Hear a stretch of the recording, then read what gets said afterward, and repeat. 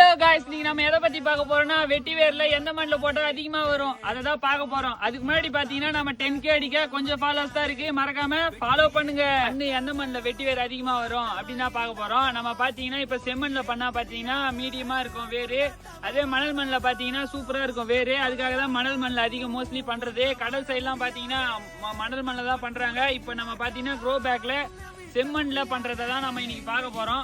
இது பாத்தீங்கன்னா இந்த மண்ணு பாத்தீங்கன்னா பியூர் செம்மண் இல்ல, இது பியூர் செம்மண் இல்ல. இது பாருங்க, இது எப்படி இருக்கு பாருங்க. இது மணலும் இது செம்மண்ணும் கலந்தது. இது ஒரு கலர் பாருங்க எப்படி இருக்கு. பியூர் செம்மண்ல தான் போடணும்னு இல்ல, இந்த மண்லயும் போடலாம். இதுலயும் நல்லா இருக்கும் growth வேறு.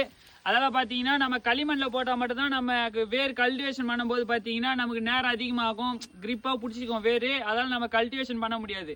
இந்த மாதிரி யூஸ்ஃபுல்லான கண்டென்ட்டுக்கு நம்ம ஐடியா ஃபாலோ பண்ணி வச்சுக்கோங்க. விவசாயிகளுக்கு ஒரு மோட்டிவாகவும் விவசாயிக்கு ஒரு சப்போர்ட்டாகவும் இருங்க ஃப்ரெண்ட்ஸ்.